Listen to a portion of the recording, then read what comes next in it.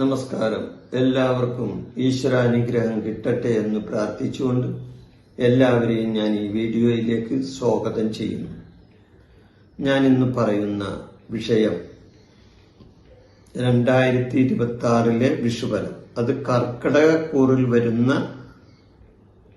കൂറ് ഫലമാണ്. അതായത് കർക്കിടക കൂറുകാരുടെ വിഷുഫലമാണ് ഞാനിവിടെ നിങ്ങളുടെ മുന്നിൽ പറയുന്നത്. ഇവരെ സംബന്ധിച്ച് ഇവർക്ക് രാജയോഗം കിട്ടുന്ന ഒരു വിഷുഫലമാണ് ഇവരെ കാത്തിരിക്കുന്നത്. ഇവർക്ക് രാജയോഗം വരുന്നതാണ്. അപ്പൊ 2026 ഏപ്രിൽ 14 ചൊവ്വാഴ്ച രാവിലെ 9:34 ചതയം നക്ഷത്രത്തിൽ ഇടവൻ രാശിയിൽ സൂര്യൻ തന്റെ ഉച്ചക്ഷേത്രമായ മേടൻ രാശിയിലേക്ക് സംക്രമിക്കുന്നു. ഈ സംക്രമിക്കുന്ന ആ സംക്രമ പുരുഷന്റെ ഫലമായാണ് വിഷുഫലം ഉണ്ടാവുന്നത്. അപ്പോൾ സാധാരണ അന്നാണ് നമ്മൾ വിഷു ആഘോഷിക്കുന്നത്. എന്നാൽ ഏപ്രിൽ 15 ഇപ്രാവശ്യം വിഷു വിഷു വരുന്നത്. കാരണം അന്ന് സൂര്യന്റെ ഉദയത്തിന് ശേഷം രാവിലെ 9:34 സൂര്യൻ തന്റെ ഉച്ചക്ഷേത്രത്തിലേക്ക് പ്രവേശിക്കുന്നത്. അതായത് മേടൻ രാശിയിലേക്ക് പ്രവേശിക്കുന്നത്. അതുകൊണ്ടാണ് അത് പിറ്റേ ദിവസമായി മാറുന്നത്. അപ്പോൾ സംക്രമ പുരുഷന്റെ 2026 പഞ്ചാംഗ വിധിപ്രകാരം സംക്രമ പുരുഷന്റെ ലക്ഷണമനുസരിച്ച് നക്ഷത്രങ്ങളെ 2 വിധത്തിൽ വേർതിരിച്ചിട്ടുണ്ട്. ഒന്ന് ശൂലമെന്നും ഒന്ന് ഷഡ്ഗമെന്നുമാണ് വേർതിരിച്ചിട്ടുള്ളത്. ഷഡ്ഗത്തിൽ 18 നക്ഷത്രങ്ങളും ശൂലത്തിൽ 9 നക്ഷത്രങ്ങളുമാണ് വരുന്നത്. അപ്പോൾ ശൂലത്തിൽ വരുന്ന 9 നക്ഷത്രങ്ങൾക്ക് വിഷുഫലം അത്ര ഗുണകരമല്ല. എന്നാൽ ഷഡ്ഗത്തിൽ വരുന്ന 18 നക്ഷത്രക്കാർക്ക് വിഷുഫലം വളരെയധികം നേട്ടങ്ങൾ ഉണ്ടാക്കുന്ന ഒരു വിഷുഫലമാണ് അവർക്കുണ്ടാവുന്നത്. അപ്പൊ ഈ കർക്കിടക കൂറുകാരെ സംബന്ധിച്ച് അവർക്ക് രാജയോഗം വരെ കിട്ടുന്ന ഒരു വിഷുഫലമാണ് അവർക്കുള്ളത്.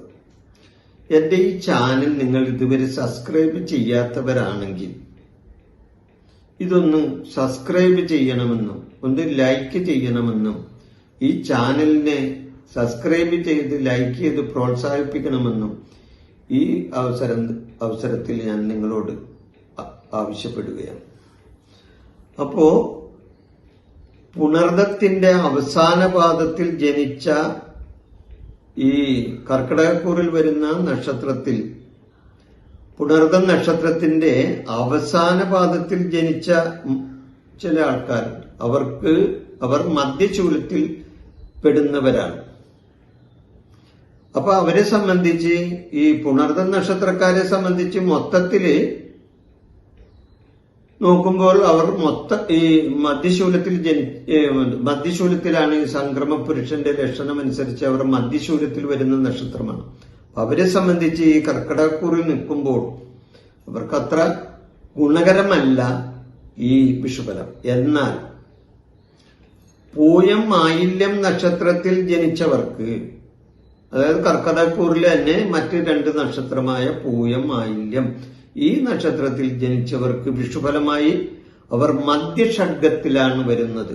മധ്യഷഡ്ഗത്തിൽ വരുമ്പോൾ തീർച്ചയായിട്ടും അവർക്ക് പേരും പ്രശസ്തിയും ലോക ബഹുമാനങ്ങളും രാജയോഗ തുല്യമായ കാര്യങ്ങളും ഇവരെ സംബന്ധിച്ച് ഈ വിഷുഫലമായി വന്നു ചേരുന്നതാണ്. അപ്പോൾ ഒരു സംഭവം നടക്കുമ്പോൾ ഇവിടെ വിഷു ആഘോഷിക്കുന്ന ഈ സന്ദർഭത്തിൽ, അല്ലെങ്കിൽ സൂര്യൻ തന്റെ മേടം രാശിയിലേക്ക് പ്രവേശിക്കുന്ന ഈ സമയത്ത് ഉണ്ടാവുന്ന ആ സംഭവത്തിൽ എല്ലാ നക്ഷത്രക്കാർക്കും ഗുണകരമാണ് എന്ന് പറയാൻ പറ്റില്ല. കാരണം ഒരു സംഭവം നടക്കുമ്പോൾ അവിടെ ഗുണമുണ്ടാവും, ദോഷങ്ങളുണ്ടാവും. അപ്പൊ ചില നക്ഷത്രക്കാരെ സംബന്ധിച്ച് ഗുണവും ചില നക്ഷത്രക്കാർക്ക് ദോഷവുമാണ് വരുന്നത്. അത് തുറന്നു പറയണം. അതാണ് അതിന്റെ സത്യസന്ധത.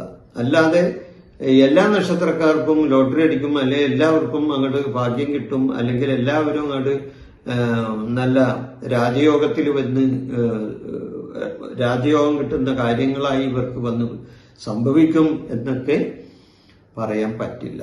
ചില നക്ഷത്രക്കാർക്ക് രാജയോഗ തുല്യമായ കാര്യങ്ങൾ വന്നു ചേരും. അത് ഇവർക്കാണ്.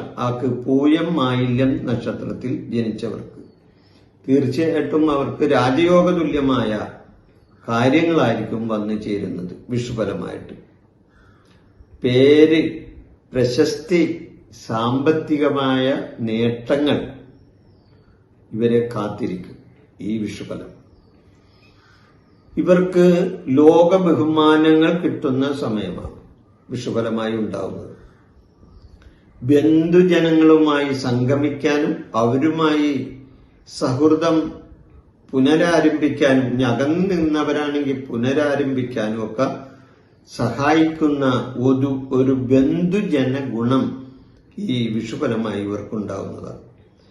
സ്നേഹിതന്മാരുമായുള്ള അടുപ്പം, കുടുംബ സംബന്ധമായ പുരോഗതി, പ്രമോഷൻ, സ്ഥാനമാന ലബ്ധി, ദീർഘയാത്ര, ഉല്ലാസയാത്ര, പുണ്യസ്ഥല ദർശനം എന്നിവ ഈ നക്ഷത്രക്കാർക്ക് ഈ മധ്യഷഡ്ഗത്തിൽ വരുന്ന ഈ പൂയം മായില്യം, അത് മേടക്കൂറിലെ പൂയം മായില്യം നക്ഷത്രക്കാർക്ക് വന്നു ചേരുന്നതാണ്.